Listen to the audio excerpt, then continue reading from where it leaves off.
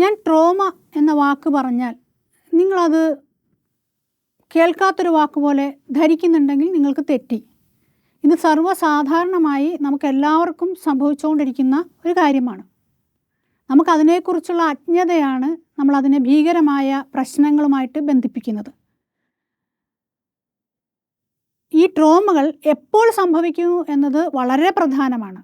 കഴിയുന്നത്ര കുഞ്ഞു കുട്ടികളായിരിക്കുമ്പോൾ ട്രോമകൾ ഒഴിവാക്കി കൊടുക്കുക. ബാല്യത്തിൽ സംഭവിക്കുന്ന ട്രോമകളെയാണ് കൈകാര്യം ചെയ്യാൻ പറ്റാതെ പോകുന്നത്. ബാല്യം നല്ലതാണെങ്കിൽ അവർ വളർന്ന് വലുതായി പിന്നീടും ജീവിതം പല വെല്ലുവിളികളും കാത്തുവയ്ക്കും. അവിടെയും ട്രോമകൾ സംഭവിക്കാം. പക്ഷേ അങ്ങനെയുള്ളവർ എല്ലാ ട്രോമകളെയും അതിജീവിക്കുന്നതായിട്ടാണ് നമ്മൾ കണ്ടുവരുന്നത്.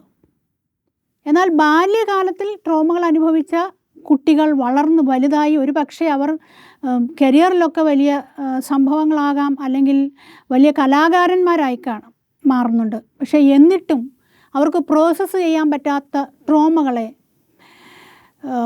പാട്ടായും ചിത്രങ്ങളായും ഒക്കെ സമൂഹത്തോട് വിളിച്ചു പറയുന്ന ഒരു രീതി നമുക്ക് ഈ അടുത്തിടെയായിട്ട് കാണാൻ പറ്റുന്നുണ്ട്.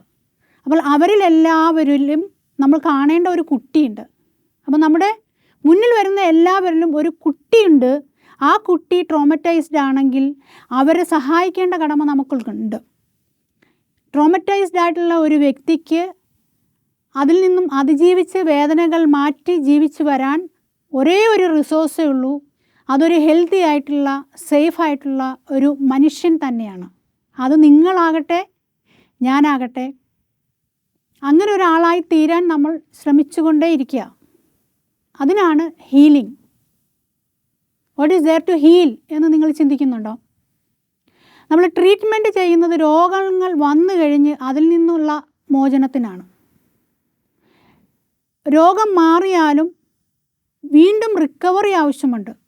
ചിലപ്പോൾ വലിയ രോഗങ്ങൾ, ഈ ക്യാൻസറൊക്കെ കഴിഞ്ഞ് വന്ന് കീമോ ഒക്കെ ചെയ്ത് വീട്ടിൽ വരുന്നവർക്ക് ശേഷമുള്ള റിക്കവറി പീരീഡിൽ സ്നേഹത്തോടെ, അനുകമ്പയോടെ, കരുണയോടെ സമീപിക്കാൻ ആളുകളില്ലെങ്കിൽ അവർ പെട്ടെന്ന് മരണം പുൽകുന്നതായിട്ട് നമ്മൾ കണ്ടിട്ടുണ്ട്.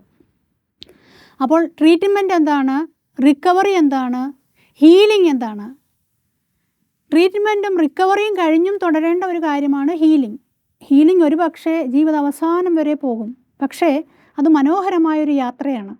അത് നമുക്ക് തെറാപ്പികളിലൂടെയൊക്കെ സാധ്യമാകുന്ന ഒരു സംഭവമാണ്. തെറാപ്പി മാത്രമല്ല ഹീലിങ്ങിന് ഉപയോഗിക്കുന്നത് എങ്കിൽ പോലും തെറാപ്പി കൂടെ ആകുമ്പോൾ നമുക്ക് മരുന്നിൻ്റെ ലോകത്തു നിന്ന് മനസ്സമാധാനത്തിൻ്റെ ലോകത്തിലേക്ക് വളരെ പെട്ടെന്ന് എത്തിച്ചേരാൻ പറ്റും. നേരനുഭവങ്ങളിൽ നിന്ന് കൂടിയാണ് ഞാനിതൊക്കെ പറയുന്നത്.